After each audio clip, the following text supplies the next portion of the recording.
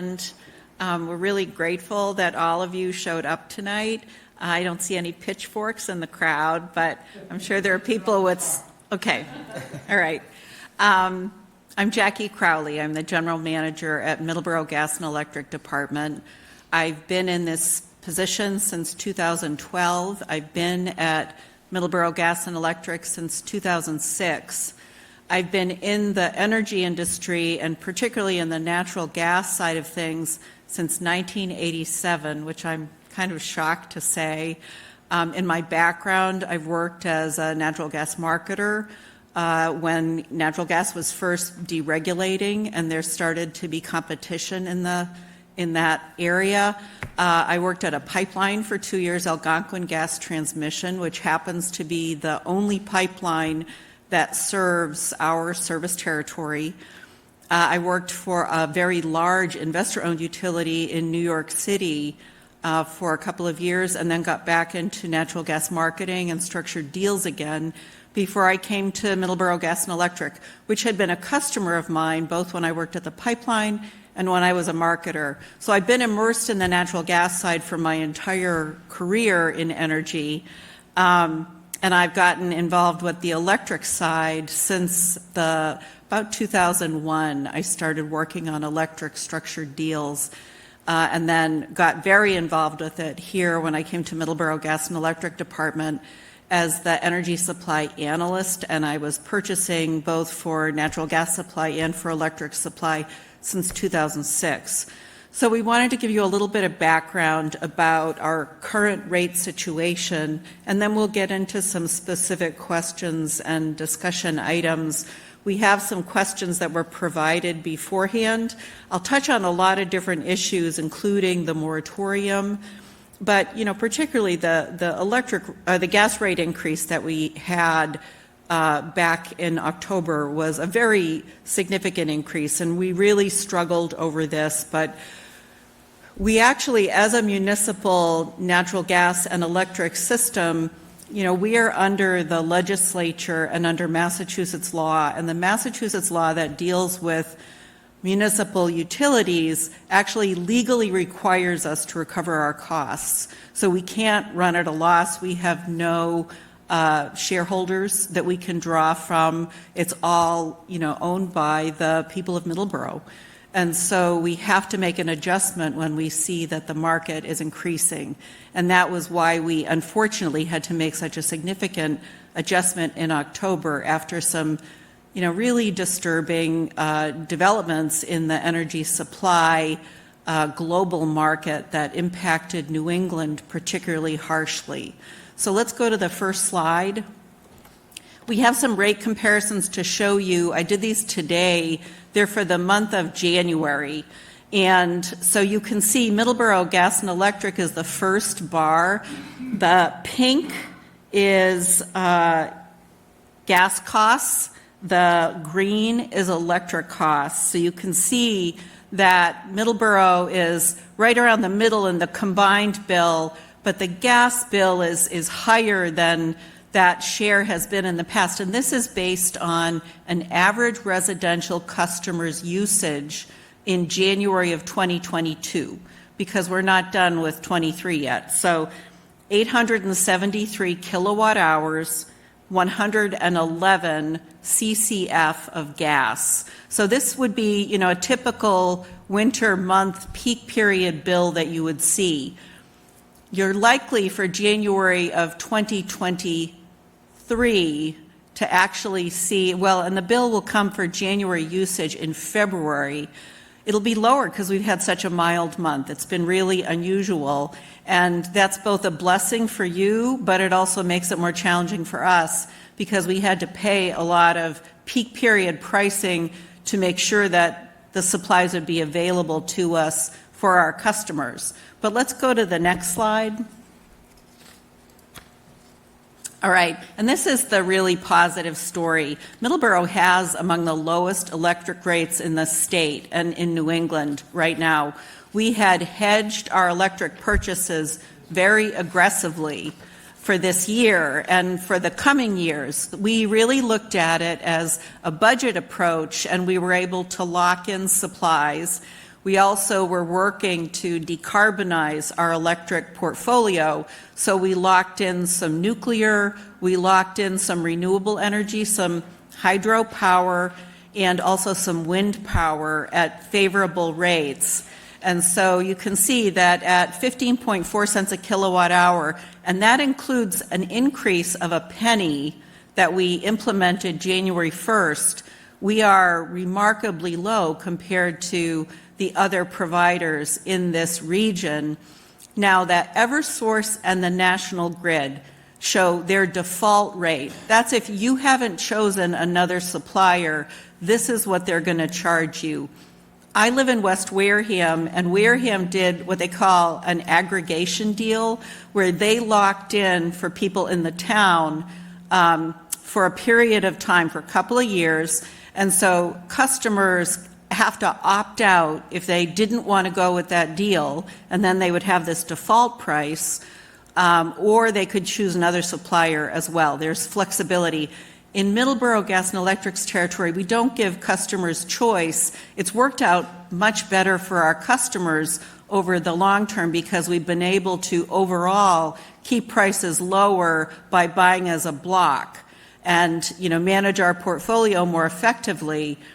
But in the case of that aggregation deal, my rate in Wareham isn't going to be as bad as that Eversource rate, but it's going to be about halfway between that Eversource rate and the Middleborough rate. It's about 29 cents a kilowatt hour, and Middleborough's rate is the 15.4 cents a kilowatt hour, so that you are saving hundreds of dollars compared to Eversource and National Grid customers in neighboring communities. And that's, our electric rate has changed very little over a number of years now, so we're always among the lowest rates in New England.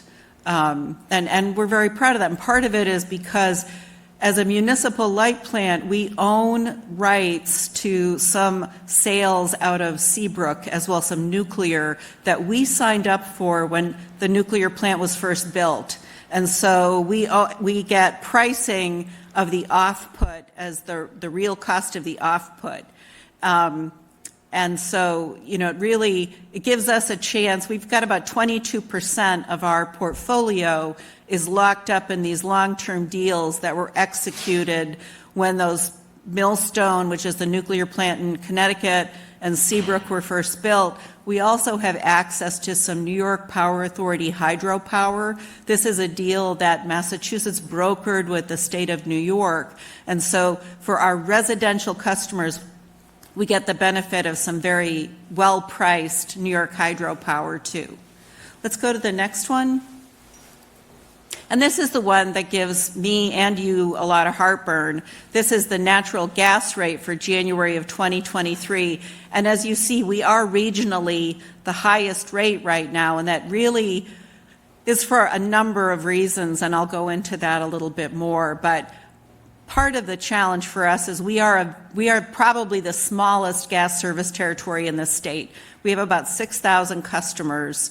And a lot of the other small territories over the years have consolidated either as they were investor-owned utilities that were bought out by other investor-owned utilities. There are only 4 municipal gas systems in Massachusetts: Middleborough, Wakefield, Westfield, and Holyoke. And unfortunately for us, this is what left us in a very bad situation. The other 3 are all on Tennessee Gas Pipeline, which is the other pipeline that serves New England.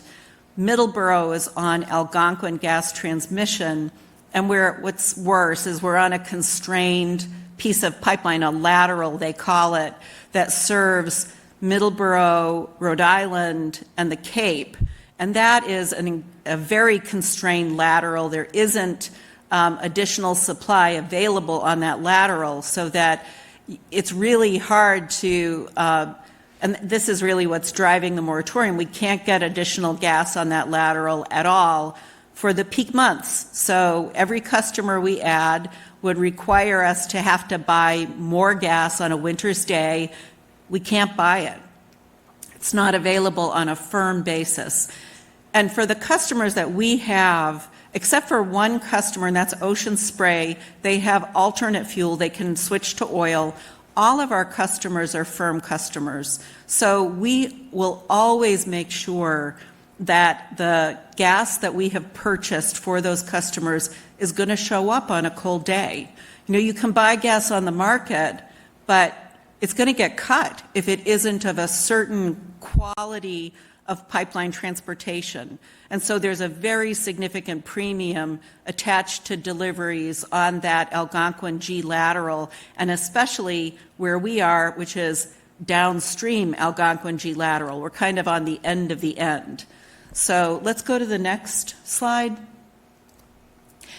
This is a slide of the firm gas consumption over the course of a year, and it's a 5-year history, but you can see that every year it's the same. We have this enormous slump in the summer, so that more than 3/4 of the gas that's consumed by our firm gas customers is only consumed in November, December, January, February, and March, so that we have pipeline capacity that we've signed up for over the years that supplies us up to a certain point. It's very, very costly. The way that pipeline capacity works is that you pay for it whether you use it or not, so that you have the rights to it when you need it. So that every single month we pay demand charges to the pipeline to make sure that capacity is owned by us. And unfortunately, in the seasons when we don't need it, it's not worth very much because everybody else has excess capacity on the market, so that we can't defray that cost.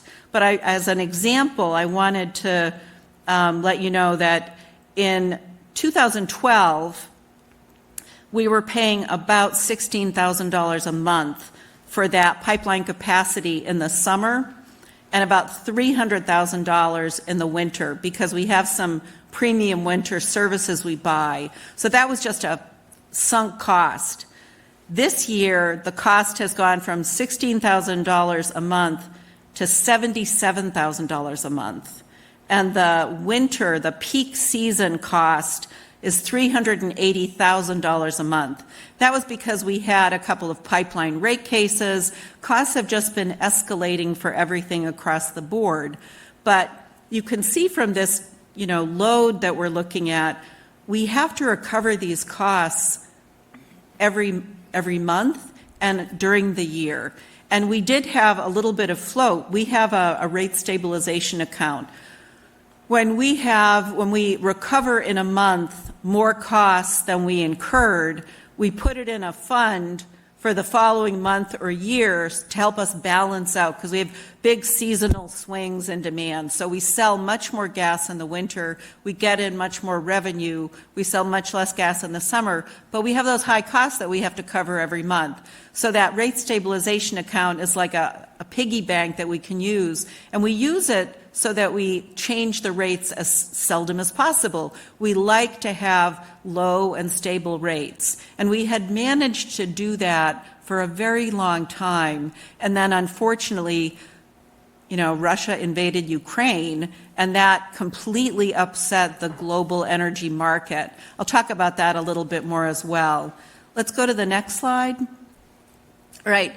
This is the New York Mercantile Exchange expirations. Natural gas is a volatile traded commodity. It's very liquid, very heavy trading, but you can see this is the last couple of years. The spikiest tall one is 2022, so that we saw just remarkable spikes that grew ever since the invasion of Ukraine took place in February.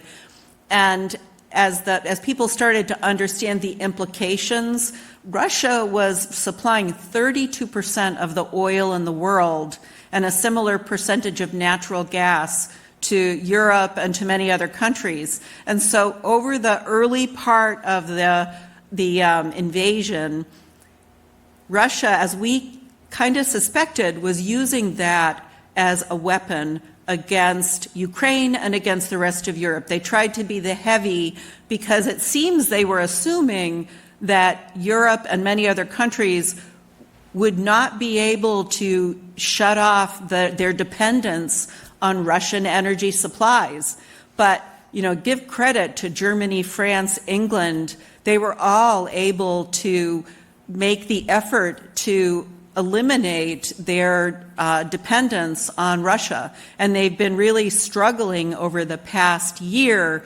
And in fact, they took such extreme steps that they've kind of crushed demand for natural gas right now, because they're having some milder weather in Europe as well as in the United States for this month, so that their storages are full. They did everything they could to prepare themselves for a tough winter. They also, and you hark back to my mother's stories of World War II, people really made extreme efforts to reduce their energy usage, so that lowered their thermostats dramatically, started taking turns at people's houses when they had, and in Ukraine, they're certainly doing that because they're having rolling blackouts. But in other countries in Europe, they've taken amazing steps to reduce their reliance on energy, because they're really in a jam since they had closed so many nuclear plants and did not have the ability to find these other energy resources. So they ended up reopening some old coal generating plants in order to add to their energy options. And then what really happened, let's go to the next slide. Well, and this is shale gas production, and this also explains, if we looked back at those NYMEX numbers, you see that natural gas prices really started to drop. Now, and these are wellhead prices; these are not prices from the NYMEX. That's at Henry Hub, which is a pricing point in Louisiana. So the price up in New England is going to be different from that. But this is the production coming out of the shale growth that we have in the United States. The United States is the largest producer of natural gas in the world right now, and you can see that all of this happened within the last 10, 12 years, that we've saw this extraordinary growth of production in Pennsylvania, in Ohio. The traditional gas production area when I first started in the business was the Gulf of Mexico. So there was a lot of gas coming into Louisiana and Texas. And then, in Texas there was natural gas as well. But shale infrastructure, which is this hydraulic fracturing where they, kind of pound this watery solution underground, and very controversial, has some side effects. But these are all new production resources, and they're getting their act together now. It's becoming more efficient. It's becoming less environmentally harmful. They're being held to account. Some states are pushing back against that. Texas in particular really likes to kind of run their own environmental policing. But the federal government is watching this closely. But you can see that we had this dramatic increase in production available in the United States. But at the same time, what didn't happen for us in New England is an improvement in moving some of that gas up into New England. So we didn't see enough of a growth in pipeline capacity to move this gas from Ohio and Pennsylvania to New England. So the last project that we had was, I think, 7 years ago. Middleborough signed up for a small amount of capacity on that project, but any project that's been proposed since then to improve pipeline deliverability to New England has been killed. There was an announcement of a Northeast expansion that will get more gas into New York, but nothing for New England, and it's not something that our local or our state government is going to support anyway. They're going to push back against growth of fossil fuel infrastructure. So we're in this rotten situation where here we are very tight on resources with the potential for growing demand, but we can't get it here. We have no ability to move it through pipelines that are already constrained. So that, let's look at the next one. So what we've had to do is try to figure out other ways to supply our customers in a reliable way. Now, this is the same kind of a slide that we saw the last time, but this is domestically produced. This is actually another development that's very interesting. And this has happened in a much shorter time frame. This has more been in the past 5 years. We have had a massive growth in liquefied natural gas exports out of the United States to other parts of the world. And it has rapidly intensified in the past year in response to the Russia invasion of Ukraine and the loss of Russia as a world energy supplier. So now, the gas producers who are, not in this for nonprofit reasons or humanistic reasons, they are delighted because they have a whole new market, so that they're moving tankers of LNG out of the Gulf Coast area. The closest one to us is in Cove Point, Maryland. They're moving that gas to Europe, to Asia, to England, to South Korea is the largest buyer all over the world.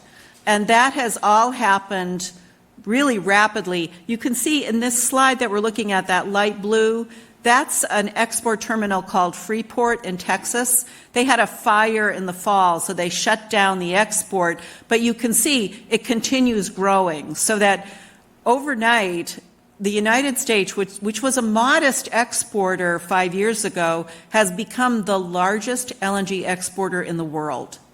Now, sitting here in New England, where we are short of supply, one would like to think that some of that liquefied natural gas could come up to Boston and help us get more supply. But unfortunately, there's a very, important piece of maritime law called the Jones Act. You may have read about it in the paper. It actually forbids movement of a ship from a U.S. port to a U.S. port unless it's a U.S. flagged ship staffed by U.S. crew. There aren't any in the world. So that, when we get liquefied natural gas deliveries, which we need in the winter, we're having to buy the gas from another country and get it from a tanker ship from another country. And typically it's been coming from Trinidad over the years. But it's a very frustrating situation because we see all this domestic supply now going to other areas. And what has evolved in the month of January is that there's a lot of excess LNG in the world. So those tankers are just sitting at a port waiting until there's enough room in the tank for them to offload it. And the price of LNG, after being at extraordinarily high levels, has now come down quite a bit. Unfortunately, it really isn't helping us much because we're having to buy those supplies from other countries. So let's go to the next one. All right, and this shows the U.S. LNG. This is the export and the re-export volumes. So it shows you where things are coming out of. And I won't go into detail on this, but it's all in the southeast for the most part. The only point that's anywhere close to us is Cove Point, which is kind of peach colored, and it's a modest number for Cove Point. But then the lower graph is the import, and this is all imports to New England.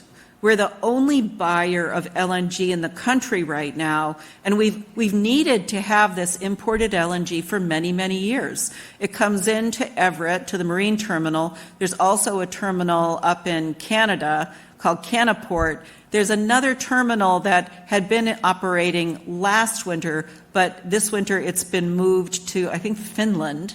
And it's an offshore buoy system that can receive LNG, liquefied natural gas, and bring it into the Boston pipeline system. So we're in this rotten situation where we're just, because of global energy prices, it's going elsewhere, it's not coming here. And so you can see that over the years, those tankers have dropped off in number, but the critical importance of that backfeeding our pipeline system is still there, and especially if we had a polar vortex like we did in 14-15, the whole area relies on that feed.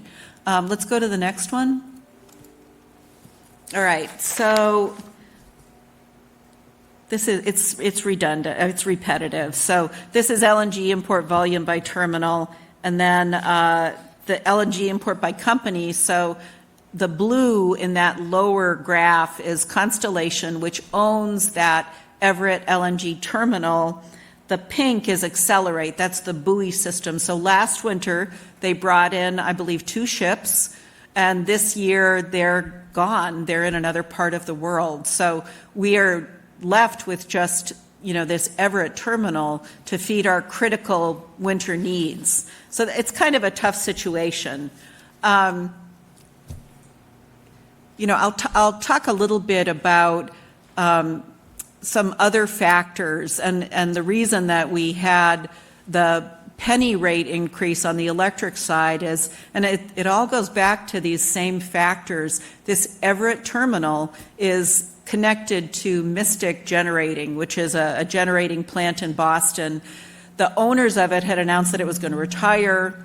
ISO New England, which manages reliability for the region, said, no, you can't retire yet. Boston, will fall apart if you retire. You need to keep operating. And, oh, by the way, we want to keep this LNG terminal operating because they're owned by the same company and they might both go away together. And so the owner said, well, you're going to have to compensate us to keep us in the business. And ISO said, yeah, we'll structure something. And so, boy, did we ever structure something. That deal has ended up costing all customers in New England $140 over a 5-month period to pay these people out of market costs in order to keep them running, to keep the whole electric grid safe in New England. Now, we've gotten virtually no benefit out of it at this point. Ken Stone, who is our assistant GM, and I are involved with a group of other municipal light plants that are really trying to fight a lot of the details there and to make sure that it's a fair deal. I particularly have a concern because that deal both screwed us on the electric side with those extra costs. Now, the $140 million is not all borne by Middleborough, but it's based on our real-time load each month and the socialized share of that $140 million, so that we're getting extra bills for $50,000, $75,000 a month to cover this, keeping this thing operating. So, and we have no control over that. And that's why we increased the rate by a penny to absorb those unusual market costs that are beyond our control.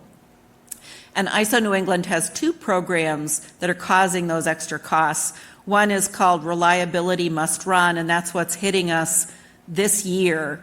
And then there's going to be an inventoried energy program that's going to try to force electric generators to have fuel ready so they can run if we need them to run.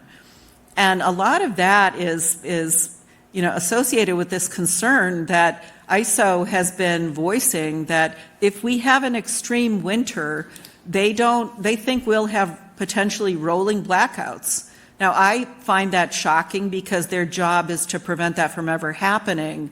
But again, it kind of goes hand in hand with our situation on the G lateral and on this downstream system. The New England energy grid is at the end of a lot of energy lines. We don't have as much energy production. We don't have oil, we don't have gas, we don't have coal. So that we're relying on this transitioning portfolio of resources that includes renewable energy, which is not reliable in a peak winter month right now. There will be technology improvements over the years, and offshore wind should actually provide a real benefit. But for right now, probably for the next 5 to 7 years, we're in a very dicey situation. Jumping ahead in a sense, but what I'm hearing, 2 things. One is that a big part of our problem functioning as a community is around the gas supply, and also limits on the electric supply. It seems to me that all of this suggests that our rates would be better and our reliability would be better if we could promote a large-scale shift to efficient energy, electric heat, as an alternative. That we should be trying as a community to move people off of gas because that's a big chunk of our rates. And aside from all the climate issues, that we could essentially lower our costs as a community if we got people to convert to things like heat pumps and reduce both electrical energy use and substantially reduce the gas use. I think that there are some concerns about that the Healy administration is going to be working to address, because with the current situation for the New England grid, the worst thing we could be doing is raising our electric peak, substantially for picking up all that electrification load from heat pumps and from EVs. It may be more efficient, but you're raising the bar and you don't have the supply to reliably meet those needs, nor do we have the distribution transformers to handle all that additional load, because we have a supply chain crisis going on right now for distribution transformers. So, and the awful thing about that is that infrastructure like that takes 2 to 3 years right now when we order it. So the United States in general is looking at a real problem, and we've written letters to the state, to the Department of Energy, asking them to use the Defense Production Act to try to spearhead the production of more distribution transformers domestically. We had become reliant on foreign sources for these critical pieces of equipment, and now we're really behind the 8 ball. Middleborough's in good shape. We have a good stock. If we have hurricanes, if we have blizzards that damage our system, we should be okay. But a year from now, we need to start having this domestic production of these resources. The federal government pushed microprocessors and semiconductors, but they need to look at distribution transformers as well. It's why we set the moratorium in place. We have no ability to get additional gas supply on those coldest winter days.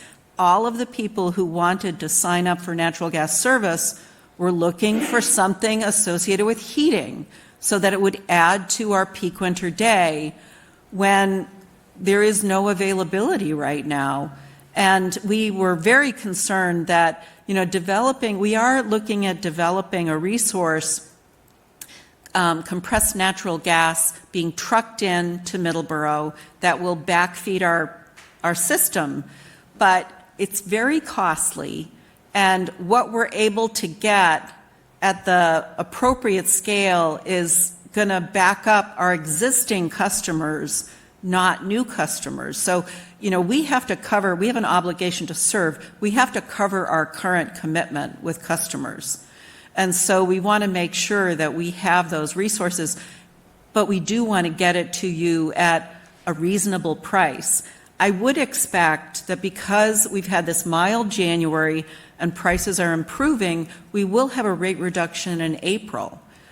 But because we are small, because we have an unusually high number of residential customers, a larger system is going to have a more diverse customer base, but Middleborough Gas and Electric Department, which only supplies to a portion of Middleborough, really has a terrible load factor. Very, very high use in the winter, very, very low use. It's on a scale of 12 to 14 times the use in the winter that it is in the summer, so that it makes it very costly and inefficient, and it means that we're having to buy those premium winter supplies for pretty good share of the portfolio requirements, and the cheaper summer supplies, our demand is non-existent. So that when we bring in this compressed natural gas, I think that we've talked about maybe opening up the moratorium, but only for like restaurants, because they use it year round. It's not going to be only winter heating driven.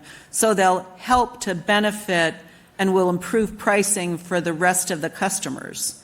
And they won't be, adding a huge burden on us for those peak winter days. It'll balance out somewhat. But am I hearing you correctly that if we were to incentivize people to move from gas to electric, that the grid would not manage it?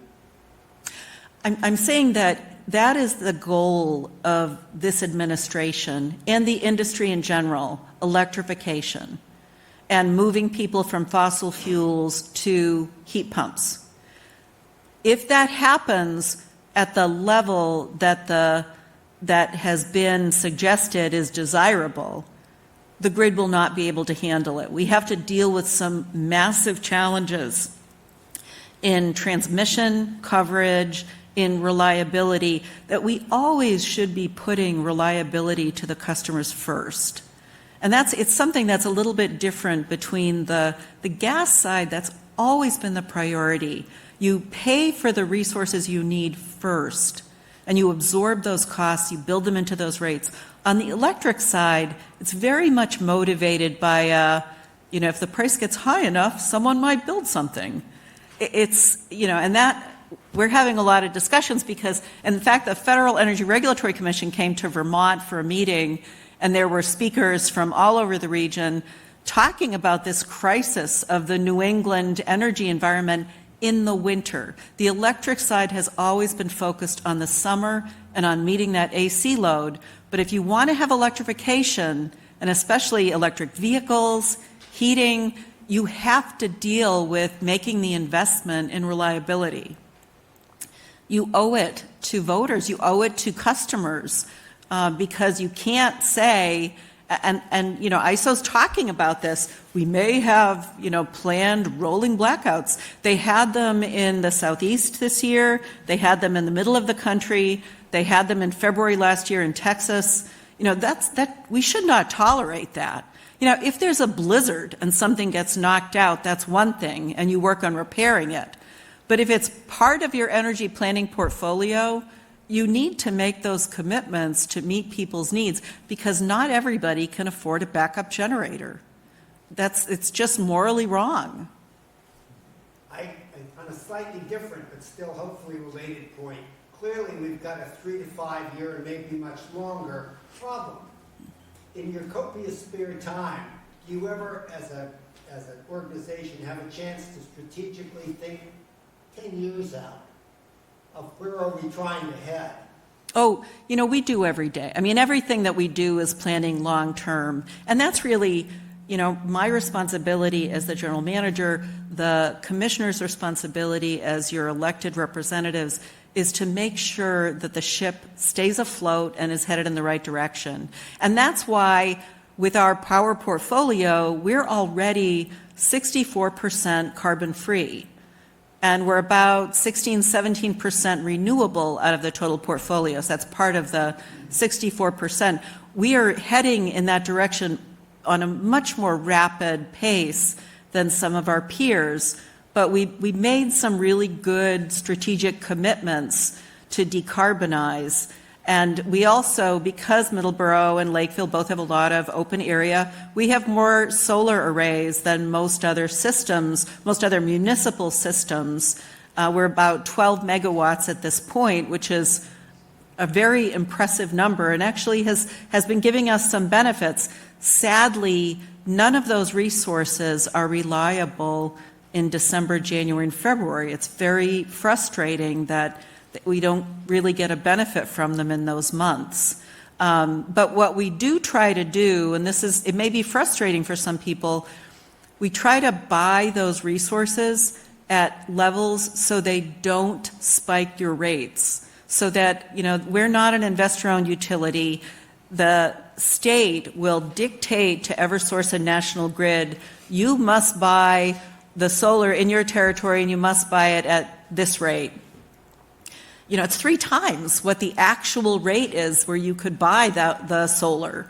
And so the 2 most recent solar deals we did for large-scale projects, one is in Connecticut and one is up in New Hampshire.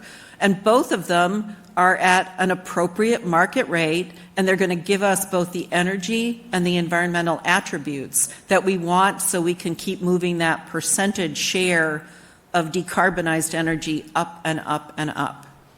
So, it's a very challenging subject to talk about. I did bring some maps of the pipeline so you can see where the G system is, and everyone in the energy industry sort of knows about the G system. And so there are these indices where you can buy natural gas on a day, and you'll go to buy it and say, I want it delivered to my meter, and they'll say, oh no, that's G. I can't deliver there. So, and if you do try to buy something for the G, it's going to have, a 50% premium on top of it because it is so challenging to make the delivery here. The other thing is that there are extensive penalties if you take the gas, if we take the gas off the pipeline to serve our customers, but if we didn't actually have the supply coming in, massive penalties from the pipelines for, abusing the system. And it's something that we have to be paranoid about because since we're a downstream customer, if somebody upstream of us is taking above, and this has always been something that electric generators have done. We have a lot of natural gas-fired electric generators in the region, and they like to ask for forgiveness, not approval, so that if we have something like December 23rd, we had that incredibly cold weather, and ISO New England was very strained because the electricity that was supposed to be coming into the region didn't show up. Some of it didn't show up. And they heard from Hydro-Quebec, much colder here in Quebec than we thought it was going to be, so we're not going to give you everything we promised. So they started turning everything on they could. Natural gas is all being used for heating at that point. It was a really cold night, if you remember. Both the 23rd and Christmas Eve and Christmas were very cold. So, if an electric generator sees $2,000 a megawatt hour, fabulous price, that will cover any penalties I'm hit with. I'm just going to start running my electric generator and take the gas off the pipe. It drops the pressure. And that's what happened down in Rhode Island at Christmas last year. There was an incident that caused the pressure to drop, and you had people in the Newport area who lost their heat for like 3 or 4 days before it could be restored. So that's why we have to be really paranoid about making sure that the supply that's coming to our customers and to our region is of the proper quality of deliverability. I could bore people to death on this for a long time, and this was really upsetting. And the only other times I've seen price spikes like this that were this dramatic, 2008 we had some dramatic price spikes. In 2005 when we had Hurricane Rita and Hurricane Katrina, and that was before the slide with the shale growth, the mountain rising up about how much shale gas is being produced in Pennsylvania and Ohio and Texas and other places. That's when we were relying on Gulf Coast supplies, so that when Hurricanes Katrina and Rita came through, they, trashed a lot of exploration and production infrastructure, cut the amount of supply that was available. We saw prices spike like crazy. At least it wasn't the dead of winter, but it has a ripple effect for a period of time. We're getting a little bit lucky right now, and that's why I think that this rate reduction will come in April, because it has been milder here, so that the storages that we watch here, the natural gas storages, none of which are located in New England, they're all upstream of us, but they're at higher levels than they've been at percentage-wise since the middle of 21.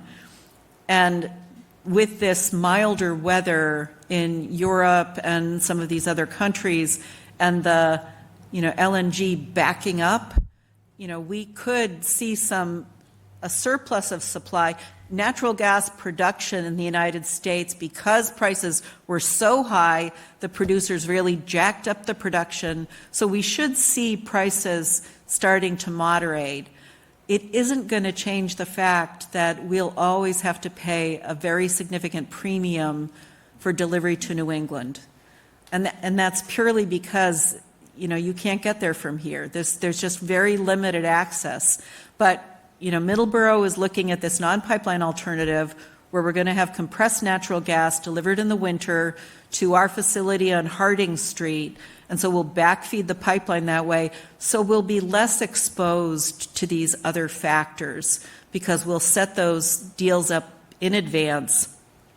We're going to also look at potentially additional non-pipeline alternatives, possibly liquefied natural gas. We have a small tank ourselves, but we could add a second tank of a modest volume just to help us get through that winter, because we do, the natural gas side has always been the belt and suspenders industry, and we don't like what we're seeing with this current environment, but particularly on the electric side, because you do start to see some strange behavior from the electric generator side. Again, they ask for forgiveness later, not for permission. And on the gas side, that's never been acceptable. Shouldn't be acceptable on the electric side either.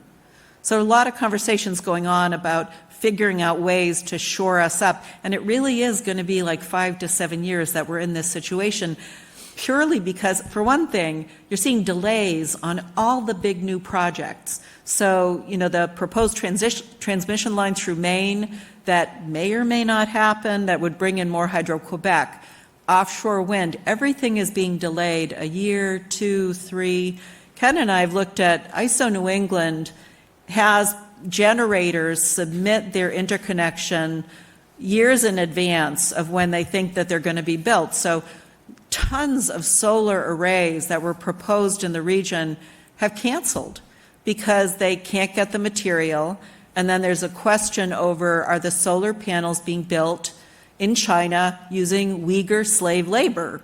So what we were finding for a period of time was that Chinese solar panels were being shipped to Malaysia, and then they were coming to the United States. You can track all that stuff so that there are potential tariffs that are from the previous administration that are still in place that would add significant cost to those deals. So, they got a deal, they proposed a project, the numbers are changing, they're not going to get away with something, so they cancel the deal. So it means that it puts our transition back a little bit more. So we just have to watch it very carefully. And there are a lot of really smart people working on it. I believe strongly that, American ingenuity, we will come up with some good and interesting new energy resources. Fusion is under development, and that could be a game changer for the region because it is a carbon-free generation. Modular nuclear is being discussed as well. It's much safer than the old traditional nuclear. Offshore wind, floating wind, they're trying that as well, which could be very interesting. It's on a buoy system. So, and New England, after being beaten up in so many ways because we don't have natural energy infrastructure here, New England may be the lucky one with offshore wind. Hopefully they can resolve their issues with fishermen and the environment, but that has great potential to be a game changer here in New England, not likely to actually be happening until 2025 and later. So we just have to figure out how to hold everything together until then. But we're always thinking long term. You got to think short term to meet your obligations, but long term as well. We do offer rebates for people who are converting to heat pumps. They're not as generous as the investor-owned utilities, and I would say nor should they be, because your neighbors are paying for those rebates. We are a municipal system. We don't have investors. We don't, we're doing what we can. There is federal tax break money available for people who do invest in those kinds of energy efficiency conversions. I'm thinking the Reduction Act, the Inflation Reduction Act has, a boatload of options available for investing in these kinds of resources, in solar, in all kinds of things like that. We have modest rebates, and again, your neighbors are funding those rebates, so that we have to be a little bit cautious, because in the long run, they are benefiting the homeowner and the homeowner's property value to a far greater degree than the entire customer base. But if we see it as part of the strategy to reduce the community's dependence on natural gas, then the calculation changes. It's a long-term impact, hopefully, on rates, recognizing the need for the grid to improve and stuff. But by the time enough people in Middleborough shifted, I think the grid would probably have caught up. I think it would. The other thing too, though, is, and it's just a fact, we are a natural gas system owner as a town. So that, I feel like my obligation is to those 6,000 customers. I'm not going to hustle them off of the investment they've made in their home sooner than they are happy with. And I'm going to fight it when the administration, last year they had, or year before last, they proposed, penalties for gas customers. There was going to be like an additional tax charge for natural gas customers for their impact on the environment. I will fight that tooth and nail because you are Massachusetts consumers. You don't deserve to be treated like that. And our portfolio has hardly any natural gas in it at all on the electric side. We have a fraction of fossil fuel. We have a ton of nuclear, but, very, very little fossil fuel. So I think you guys are marvelous in communicating, but I do think it will help the homeowner as you get a strategy. Mm-hmm. You can say, 5 years down the line, if it is, whatever it is, but if it's lower gas consumption, you let people know because it will help them make decisions in line with that. we've tried to track the rebates, at a more modest level that the state offers, and they've really been difficult about, promoting energy efficiency for gas customers. They just really would like to see them gone. But again, people have made a very significant investment in their home.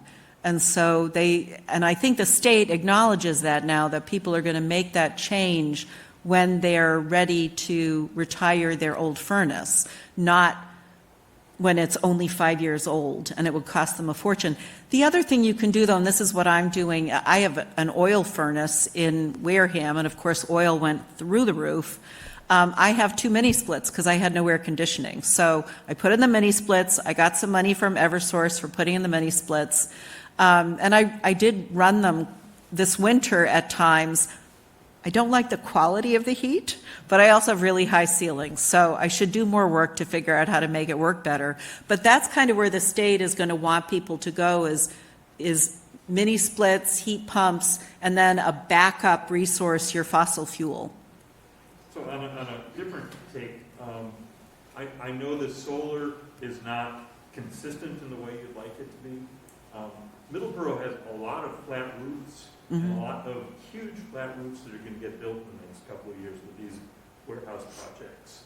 And is there any way that, that plus the Campanelli Park and stuff, any way that MGED can encourage commercial building owners to put solar on and sell the excess back to the town, again, to give the town some flexibility, whether it's through storage or just offloading some of the peak load. But is there any interest in looking at how we build solar without, for instance, cutting down lots of woods, but taking advantage of the rooftops that we already have? We do. We have some rate schedules that we can get distributed generation.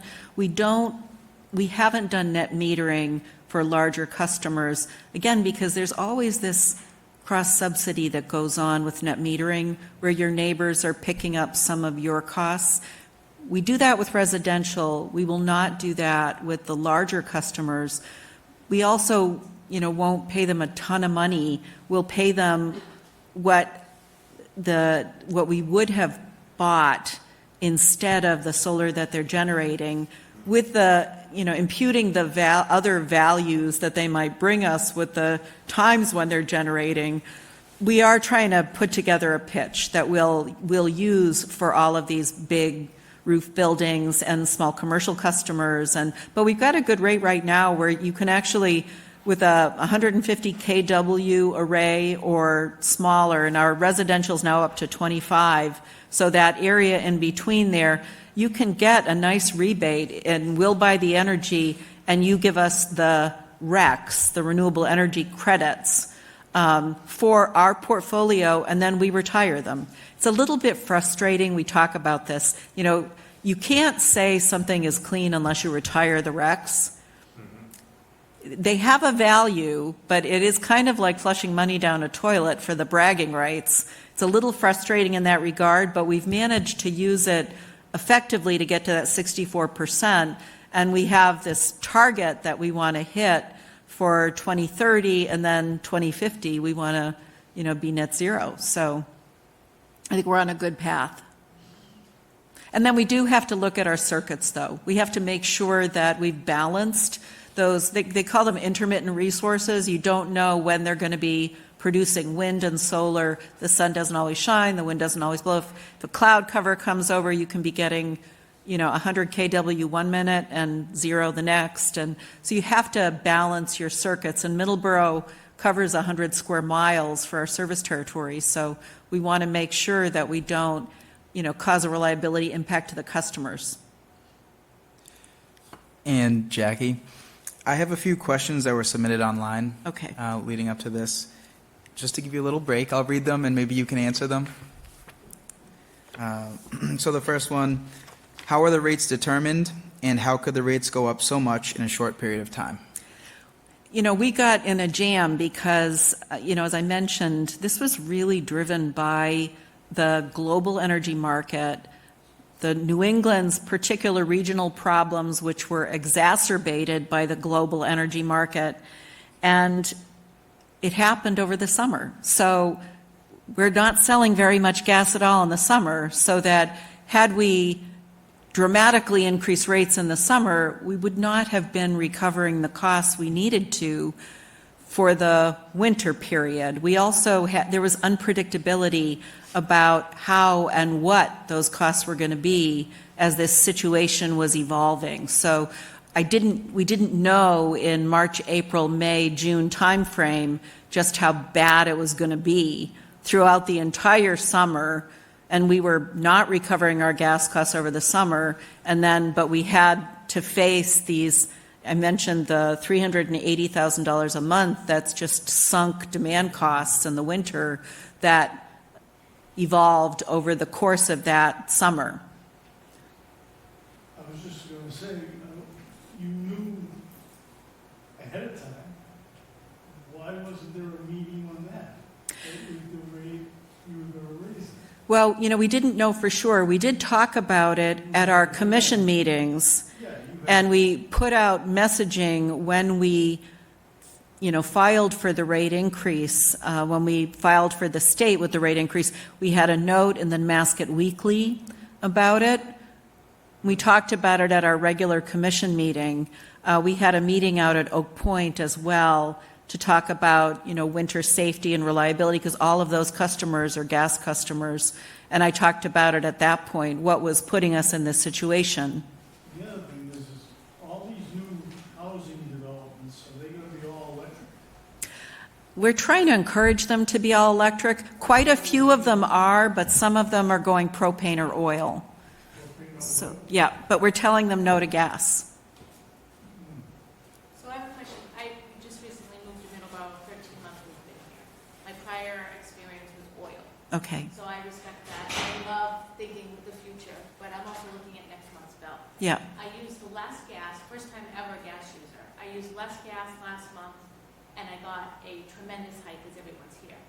My question is, in oil, I get the fact that this rate increase is going to continue for the foreseeable future with a little bit of downside, but it's not sustainable for the average income. Mm-hmm. So is there an option to, in oil, I would buy my tanks every month and I would have a budget Yeah. of every month, I'd pay $400 a month through the summer, and I would have a recurring balance so that I could at least budget. I know for heat, I need this money. Yes, when oil went up, we got plenty of notice and we knew it was coming up. Is there any news on that at all? Because to have that big hit with, just in January, realizing it's just, 57%. Right.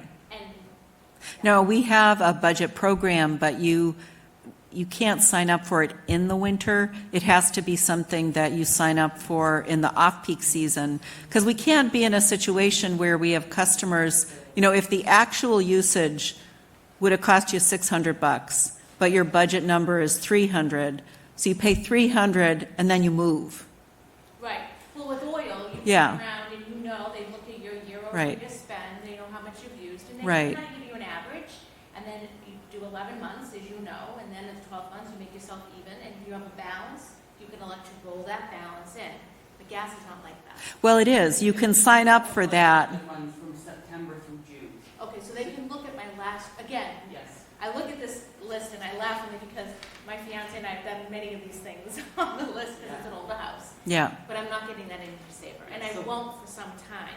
Anybody who wants to go on the budget should contact us in June or July, and we will set you up on the budget. And you'll look at my year-over-year trend and get me in, so it's more Yes. manageable for you. Yes. Okay, the next online submission. What are the options for people who can no longer afford to heat their home this winter? You know, don't stop heating your home. This is an essential service. You need this. But you also should explore LIHEAP. You should explore the resources that we can point you towards. The programs have been supplemented this year. They were supplemented throughout the COVID years. So I think that people can get, it's at least, how much is it a year? Do we? Well, it depends on your usage. Yeah. It can be up to 1,000 or more a year through fuel assistance. So for Middleborough customers, it's South Shore Community Action Council. For Lakeville, it would be Citizens for Citizens. All of that information is on our website and in that brochure. The income guidelines are set by the state. The state is looking at this too because it's a much worse, I know it's hard to believe, it's a much worse situation in some other parts of the state. You know, that electric rate increase that you saw, you know, it's nearly 50 cents a kilowatt hour. That's Middleborough's 15 cents. It's 50 cents a kilowatt hour for some people. I think the state will end up creating some kind of additional funding as well for people who are in a jam. What I would encourage is that try to pay what you can each month so that you don't end up with this massive amount in April. This is the other moratorium. We don't shut people off in the winter. Commercial and industrial, we have the right to shut people off, but we really don't shut residential customers off. And for elderly customers, we really try to ever, shut them off if they're identified in their rate. Is there also going to be additional discounts if you were to go on a budget plan where you get 10% prompt payment? Would there be a different additional, because we're contributing all year to? And anybody who pays their bill. Get the 10%, Yes. which I get every month, right, okay, but there's nothing more if you go onto a budget? No. Okay. Thank you. And just to piggyback on the assistance, we have the brochures here on the table. And then customers who aren't in attendance can either come into the office and ask for one. We do have them in the office. Or they can find it online at mged.com/assistance. And we're also holding a webinar. It hasn't been announced yet, but it's next month. It's Tuesday, February 21st at 5:30, and that's with South Shore Community Action Council.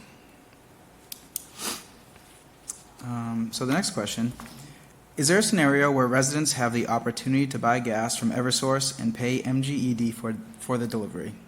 No. Sure. We're a closed system, and it really, this has been a bad winter. Their rates are not that much lower than ours. Their rates are dramatically higher than ours on the electric side. But we are a closed system, and the other municipal light plants and municipal gas systems are as well. We are the only seller in our service territory. It's provided overall a huge advantage to our customers, so that it is something that we don't see a reason to change at this point. I know that the current governor, when she was the Attorney General, did a big investigation on scam people going after, through natural gas and electric contract selling. There were a lot of really bad deals that were done, and people were taken advantage of without a lot of warning. So. We have two questions regarding the moratorium, so I'll combine them. Who makes the decision on the natural gas moratorium, and why are customers paying more if the moratorium is still in place? They really don't have, they have something to do with each other, because the moratorium is in place because we just simply can't get more winter day gas with any reliability. And, you know, because I do the gas and power portfolios, I really kind of made the call and talked to the commissioners about it. It's ethically wrong to sell something that you cannot obtain, and it puts all of the other customers at risk. And that would be the wrong thing to do. So that's why we really determined, and also, you know, we've got this situation where the decisions that are being made by the state do not support natural gas growth in this region, or natural gas deliverability growth. And so you can't keep blindly growing that customer base without any way to serve it. So that's what drove us to make that decision. Berkshire Gas out in the west of the state, which is an investor-owned utility, had made that call at one point, and Holyoke Gas and Electric, which is another municipal gas system, also has a restriction because they're on a constrained part of Tennessee Gas Pipeline. Wakefield also has the same restriction. We do let people put in natural gas backup generators because we've had a lot of requests for that, on the theory that when they're using the backup generator, power is out and a lot of furnaces are off. But, you know, there's that. And then, again, if you're wanting to put in natural gas something that is only going to be taking supply in the off-peak season, the summer, spring, and fall, but not the winter, we would let you sign up. But not very many people have that kind of a situation. This one reads, it seems like MGED focuses exclusively on the electric division and is neglecting the gas division. The rate charts seem to support that. I don't think that's true at all. I think, you know, and my background is more heavily on the gas side. We take great pride in both of our divisions. I think the big difference is that with gas supply, we're in a really tough spot in the Northeast. For electric, we have electric generators all over New England. Canal is on the Cape. We used to have Pilgrim, but now that's gone. But still, there are electric gens everywhere. But for gas supply, you know, you have to bring it in from some other place. And it's become this real political football up here. So we take great pride in our employees. The other thing that's been a real burden on the gas side, but a burden we accept with pride, is additional oversight after the disaster in the Merrimack Valley. So that we have a small staff. You know, we're a relatively small system. We have an excellent staff. They do impeccable work. We do not contract out much of our work at all. It's mostly our own people. They work faster, cleaner. We are constantly being audited and reviewed by the Department of Public Utilities inspectors. We always get top marks. You know, we have great pride in our staff. But after Merrimack Valley, the number of oversight reports, the number of audits, the ways you have to do things has created an enormous additional burden that we've accepted. We've had to reach out and get some support for some of it, but it's very frustrating because it's as though they're trying to drive a small system out of business. And we refuse to let that happen. We want to serve our customers with pride and integrity and make sure they have the reliability that they pay for. I'm mortified about the rates where they are right now, but I do expect that we will be having a rate reduction on April 1st, because things are trending in a better direction. It's good to hear about the April reduction, but I have to ask, as you said earlier, and you've done a great job explaining how these are extraordinary circumstances, there may be a lot of infrastructure issues that will continue for 5, 7 years, whatever, but what we are experiencing right now is unprecedented. And because of that being unprecedented, I'd just like to know why, in addition to the excess that you said goes into the rate stabilization account, which is a kind of consistent, small amount, I know that there is, or at least I understand, there is another rather sizable reserve. And my question is, I understand that is largely seen as something for infrastructure and all of that past, and there are things proposed that way. But given the extraordinary, unprecedented circumstances of right now, was it ever considered, and if not, why was it not considered, that instead of a 57% increase, it could have been maybe a 10%, or at most a 20%? Because even if those rates come down in April, this is a period of time when people are not able, everything else is more expensive, for those exact same distribution reasons. And so I really wonder why, for this set of circumstances and the short term that I would imagine you thought it would be, why that couldn't have happened. We're required to be very careful about the buckets of dollars that we have. So there are some that are related to energy supply, and that's the rate stabilization account, so that we had already drawn the gas balance down below zero. And we can't take from the electric balance to cover gas rates. We have to keep everything discrete. And it's frustrating, and we can't use depreciation account funds to pay natural gas costs, because those are intended for maintenance and long-term infrastructure. So that, we're continuing to retire all of our cast iron main. We're down to less than 5 miles. That's a huge priority for both the state and the federal government. So we really can't draw from those other accounts for power and gas supply. That's the legal requirement I mentioned, that we have to set our rates to recover our costs. So that's why we had to make that adjustment.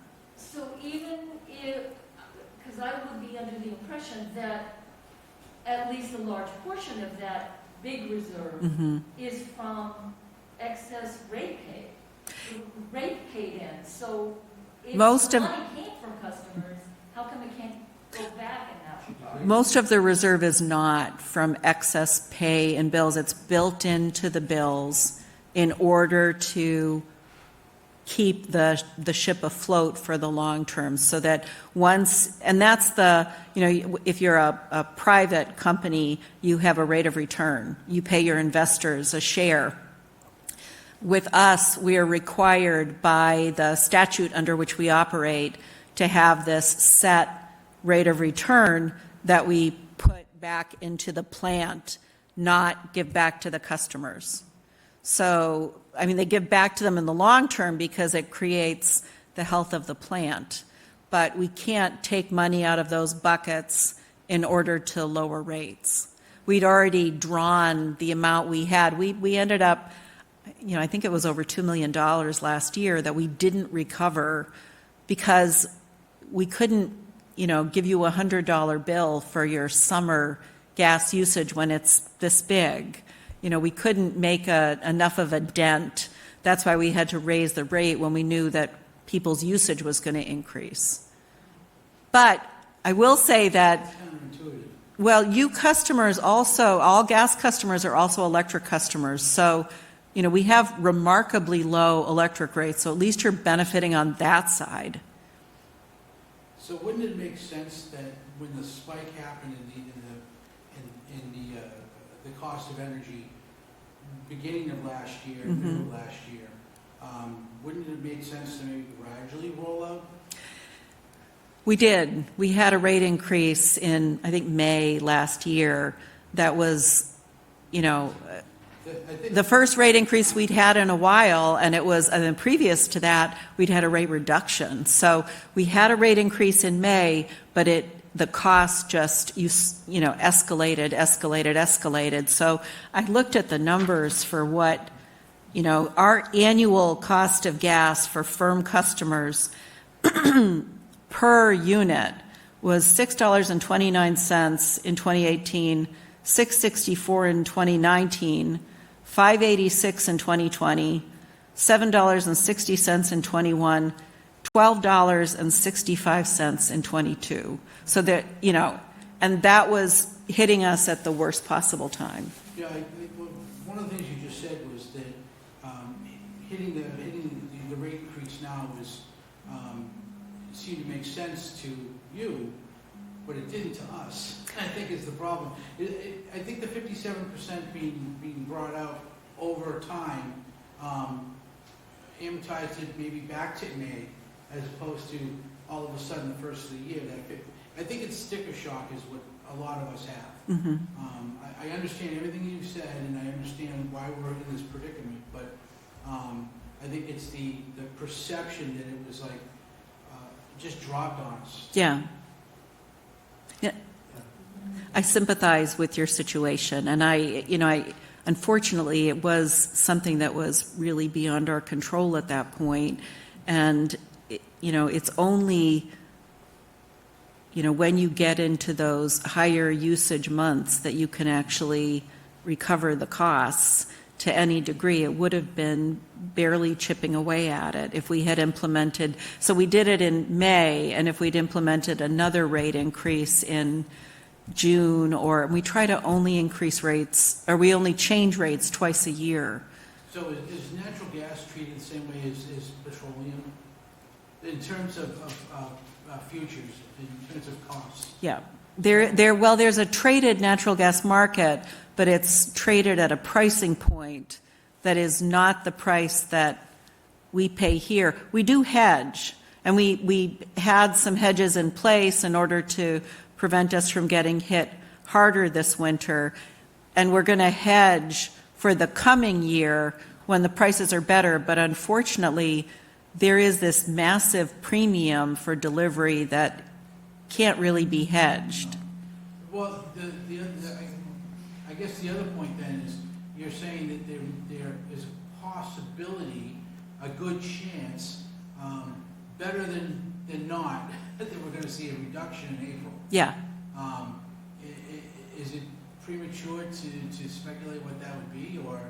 It is at this point. I need to make sure we can lock in some things before. We need to get out of the red, because we can't stay in the red. If you follow what the global market's been doing, it has been coming down. At least the gas, the barrels come down. Yeah. So crude oil has come down. You'd expect that maybe the LNG would come down as well. Well, and the LNG is just something that we use. We have to buy some LNG-related supply in the deep winter months. Most of the year, we're relying on pipeline gas, so that we will, be hedging some of that. I wouldn't venture a number guess, because there is that unknown of that winter premium. But, that's really the biggest problem we have, is that we're having to be buyers when the price is the highest every year in those peak winter months. Just two more questions. So we as a community, we do not have a reserve. What do you mean by that? Well, you could have a petroleum reserve, but you could have an LNG reserve. Well, we do. We have an LNG tank, but it doesn't hold very much. It would hold less than about a third of what we use on a peak winter day. Oh.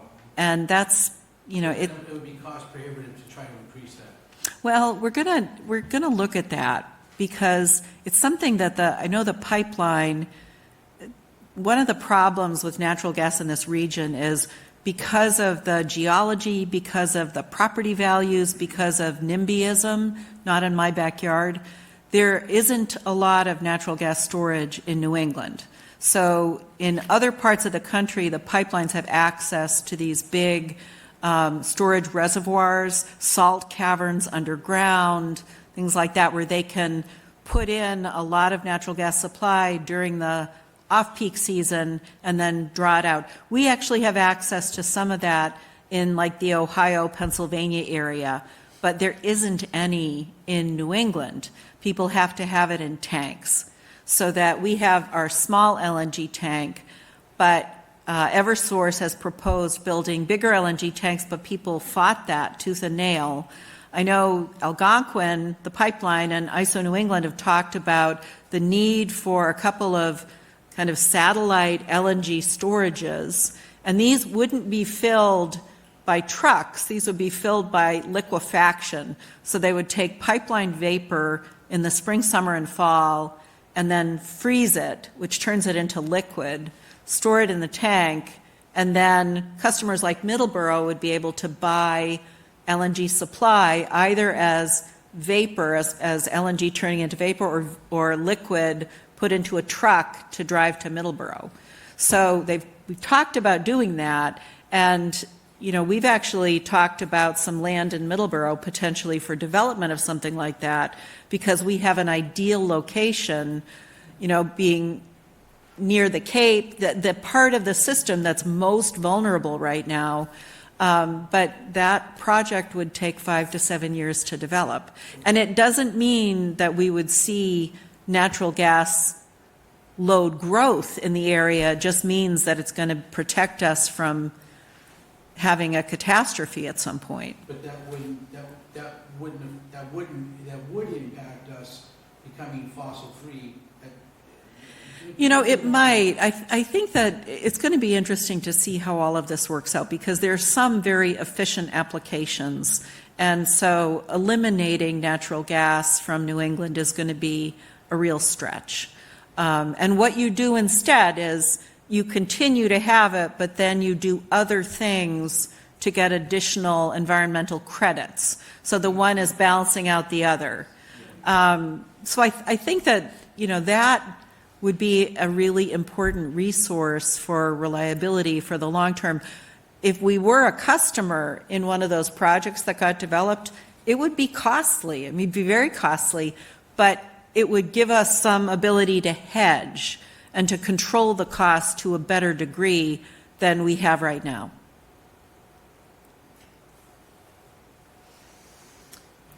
Just a very quick comment. We're looking at an incredibly complex system where we have very little control. We are more interconnected than we have ever been, and it doesn't look like we're going to be out of that anytime soon. And I think your expertise would be hugely helpful for individuals, whether we suddenly have dramatic shifts, as we probably will have in the future, or sudden lack of electricity, where there will be blackouts. Yeah. You're thinking, not today, but I mean, being pushed towards how do individuals, or how can we set up individuals to cope in a highly dramatic changing environment. Yeah. If you've got a cell phone, you can charge it if you only get electricity 3 hours a day, and Right. you're still in business. There must be other things we could try to think about to help prepare ourselves for these, huge, because we'll have more. The town is involved in a mitigation process, so they're talking about environmental mitigation. This is not environmental mitigation, this is disaster mitigation. And we are going to be talking about this, because we have a new town manager, because we have a new fire chief, the local emergency planning committee is going to rev back into action. And we certainly will raise that as an issue because, we're in the business of restoring power after an impact. Natural gas is more challenging still because if there were a loss of pressure, if we lost our natural gas system because of, these things beyond our control, we would literally have to go door to door to relight people. And I'll tell you, I can't think of a better place where, our folks would do that. And they would do that night and day until people's power gas was restored. An example of that is the storm that we had on the 23rd, the windstorm. We had a busy day, busy morning, and people started to head home at, 3:30, getting ready for the holiday weekend. And then all hell broke loose, and we had about 1,800 customers out of power. By the time, I was getting ready to leave at 5:30, 6 o'clock, all of the linemen were out restoring power again. They worked until 3:30 in the morning to make sure that everybody had their Christmas Eve. And, kudos to them. And it's the same attitude in our gas division, and that we would pull together as well with the other municipal light plants if anything happened. The system isn't as broken as, it is troubled and it's worrisome, and we are just a small piece of it. We are behind National Grid. They're our transmission provider for electricity, so that anything that is going to happen is going to, trickle down from them to us. But we're fighting to make sure that, they take it seriously and that they aren't assuming it'll happen, that they're doing everything they can to prevent it from happening. I was very encouraged this summer with the news that in California, when they had the potential for rolling blackouts, that the text went out to all the people of California that they were in this crisis in the summer.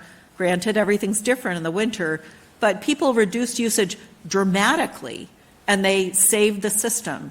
And I would like to think, and I raised this with some folks with ISO at a meeting, I would like to think that they take that seriously, that if you are nearing the crisis, you need to communicate, because people will do things to pull together to hold the system up.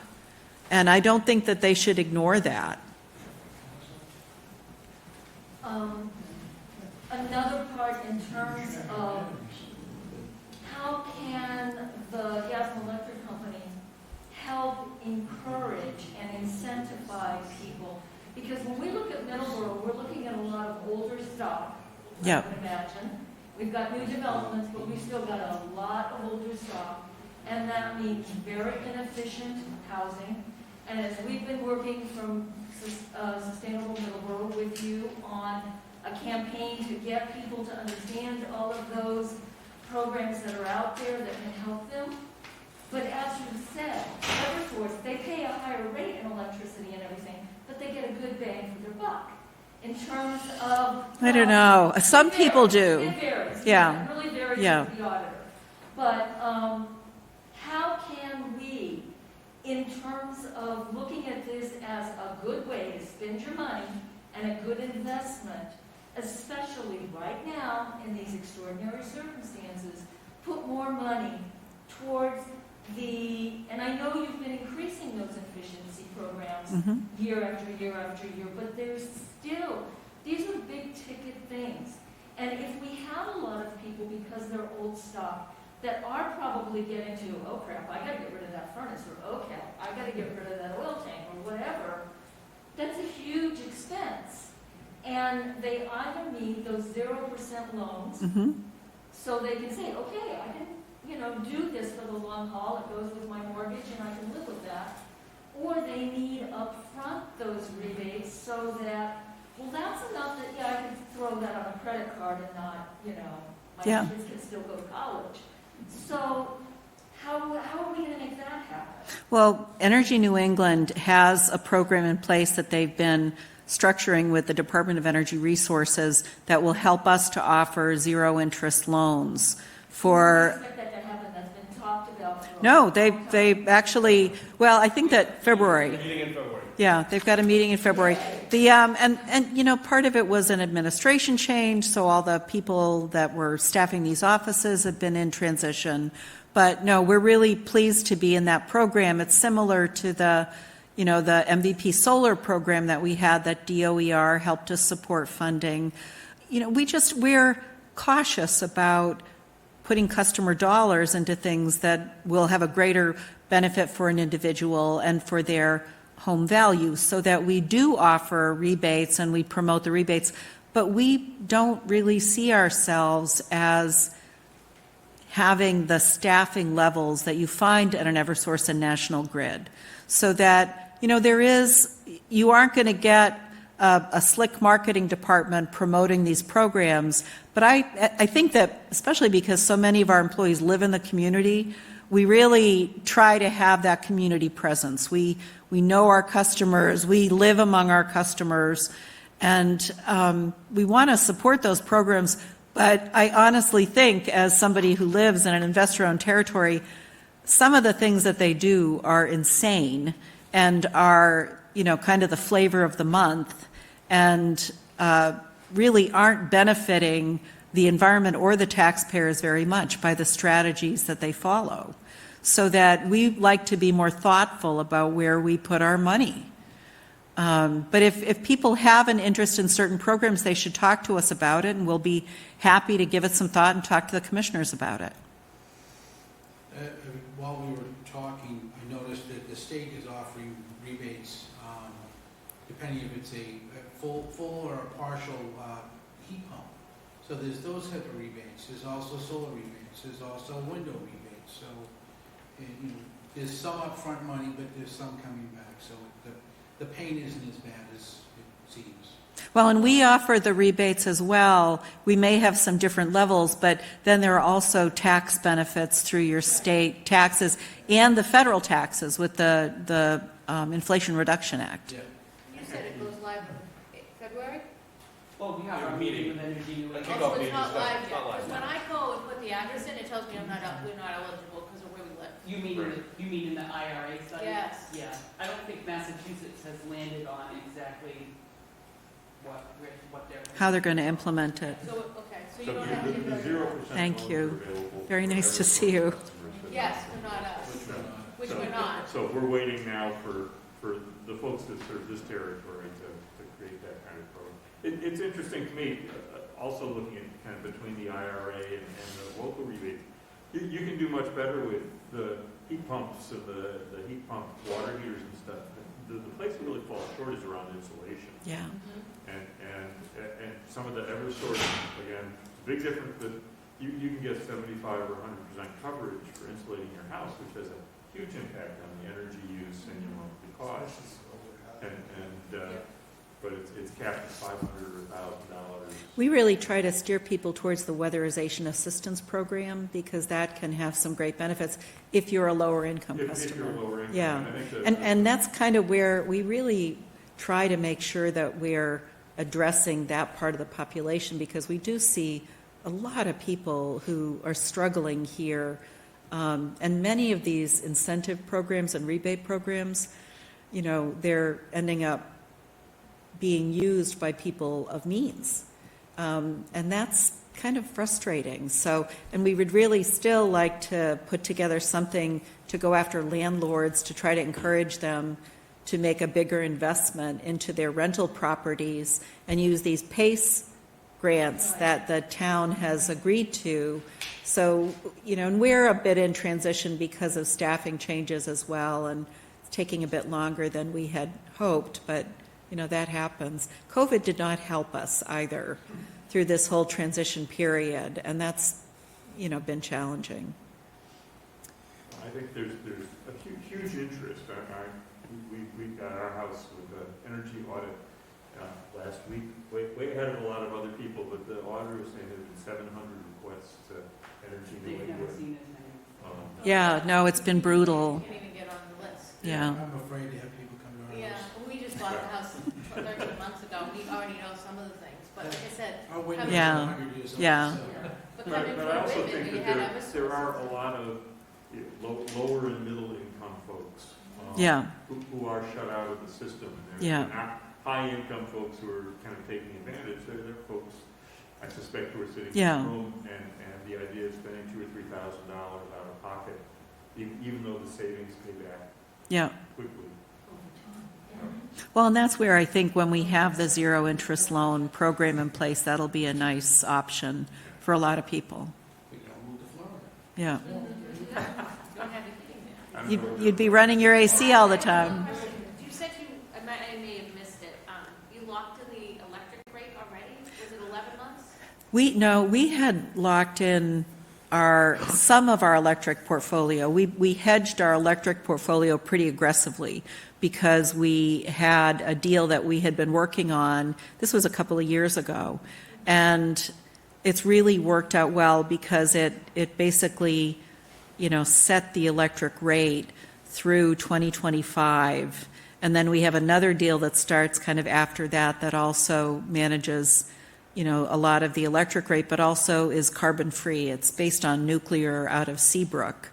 And so we were fortunate there. You know, people won't lock in additional firm gas supply delivered to Algonquin's G Lateral. You can't get that deal. They won't. And the other thing is, even if you did the deal, you'd have to worry all the time about their, you know, whether they were really going to deliver or not, because this marketer attitude of, oh, I'll just pay the penalties if it fails. I don't want the penalty money. I want the gas. Right. You know, so we're in a very challenging situation here. You mentioned fusion. I don't think any of us are going to see the benefit of fusion in our lifetime, but it is. No, I think it's going to be commercially available in the 2030s. Really? Yeah, there was a WBUR story, there was a Globe article, Commonwealth Fusion is at Fort Devens. There are a couple of models that all were funded by gazillionaires. I think Bill Gates is involved with one of them, Peter Thiel is involved with one of them out in the Pacific Northwest, and they're exploring this fusion technology. It started at MIT, and then they've moved to Fort Devens, they have a facility. They have to use these industrial, like extraordinary magnets, but essentially you could take a bucket of seawater and you could get clean power for 30,000 homes for 30 years from this process, if it really works. And I think that a lot of there was a story recently that the Department of Energy had promoted that it was a different project, but same kind of technology, and it worked. It was effective. So, the people from Commonwealth Fusion are saying that they think it's going to be commercially marketed by the 2030s. I heard 50 years, but. Well, that is the game changer that we need right now. Oh, I totally agree. So, wind will be a little bit of a game changer, but it's worrisome about how reliable it will be over the whole year for our needs. What about battery technology? We're talking with actually tomorrow we have another meeting with somebody about battery technology. We would like to get our feet wet with it. The actual performance that we hear from people who have acquired batteries in the last 5 years is lousy. They operationally aren't great, but the real problem is that battery technology, the energy is deployed in 3 to 5 hours. And this is the whole problem with the electric side. Very focused on air conditioning load in the summer peak. Batteries will be great for smoothing out solar, for a little spurt of energy. What we need to look at is a 3 or 4 day polar vortex. That battery will be depleted in 3 hours, and then you've got to recharge it. So, we're holding off on getting into batteries in a big way, but we're looking at a project that really wouldn't cost us anything but a commitment of the location, and we would be sharing the benefits of the battery. And the company we'd be dealing with would be obligated to maintain the performance of the battery. So, they're supposed to last for about 9 years, but if you use it for multiple benefits, it doesn't last for 9 years. So, you need to make all these changes. So we'll get into it. And I think it'll also get better, too. There was a presentation this summer at the Northeast Public Power Association summer meeting of another type of battery technology that was, I think it was to do with magnets and magnetism in metal, and it was really impressive. And again, commercial operation date likely by 2030. So, and I think it was also out of MIT. So these are things that America is really good at, coming up with. Neodymium is the metal they're using. Okay. The problem with it is, I believe it's becoming scarcer, and I think it's mined in South America. Yeah. Well, and I know they're talking about doing some lithium mining in the Baja and in parts of California, and so they're already starting to make moves that will improve our current situation. But again, supply chain on battery technology is horrendous right now. It's 2 to 5 years. So we're in a tough spot, and Vladimir Putin's ego did not help any of us. It's made things, It didn't help either. I hope not. I'm worried about this spring, but it's unfortunate. But our reliability situation is really pretty good here. So I think that we're going to manage our way through, and we're going to keep working toward that goal of decarbonizing our portfolio. I love that term, decarbonizing. And Jack, we've got, I have to keep putting in my oar on this. incredible at our scientific abilities, and all of these things will get better. We are terrible at looking at the human factor and how we can change our behavior. And I encourage you guys to think about it. We can overcome a lot of things without having to rely totally on science. And we need to give some more thought to that. That's Yeah. a hugely untapped source. And that's very encouraging as a former Californian, sorry everybody, to hear that We'll be Californians. no matter how bad things were in California, Yeah. to think that finally they could be threatened with something and go, oh my God, I've got to turn stuff off. I mean, that's Well, and incredibly we've, encouraging. for years now, we've been putting out both warm season and cold season peak alerts to encourage people Yeah. to reduce usage, because we've implemented these smart meters, and we're still working through some issues with communications and data mining, but we plan to structure rates so that your behavior will help you to lower your costs more directly. That'd be nice. Yeah, Well, yeah. thank you very much. We have to go, we have sitter. Okay. Cost. Oh, no. Well, I hope you get yourself a treat on the way home. So this was a pretty tough date night. And Jackie, before we wrap up, there's 2 more questions that we received online. The first is, are the G&E employee salaries public information? I'm curious if there are any significant increases in response to the rate increases. No, there were no salary increases that were related to the rate increases. We have pretty modest staffing and salaries. We do have to make sure that we can maintain experienced, knowledgeable, properly credentialed staff. So we have to make sure we don't lose people. But we are under a collective bargaining agreement that has set increases that are really relatively modest. In the town annual report, it does list G&E salaries by title, so that if somebody wanted to check, they could look back at some of those reports. And the last one, Thank you. I've done nothing different and my usage is the same. Why is my bill so much higher? I think that, we had the purchase gas adjustment increase that caused a significant impact for gas customers, but you also have to look at your kilowatt hour usage or your CCF usage and the number of days that you're being billed for. We generally try to bill you for 30 days, but there are some months where, because of holiday weekends, or especially it's tough around December and January, you might be billed for 29 days or 32 days, so you should look at that as well.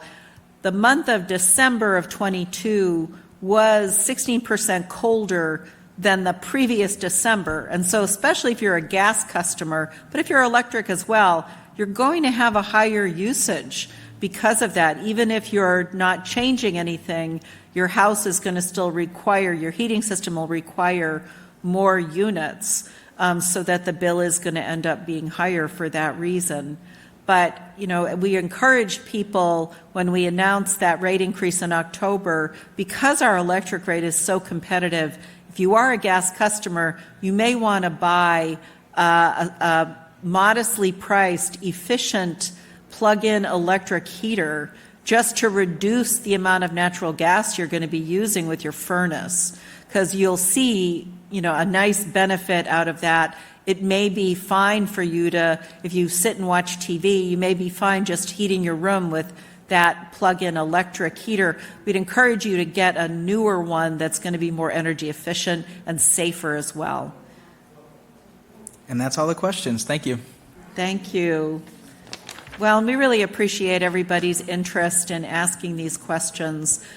We try to do the best for you that we can. This was a very unfortunate situation, and we didn't see any other way to fulfill our obligation to recover our costs, but we are optimistic that there will be an improvement in the spring with pricing, and we're going to be looking to hedge next winter's prices more aggressively to try to make sure that we don't have to have a similar increase next year, this year. Thank you.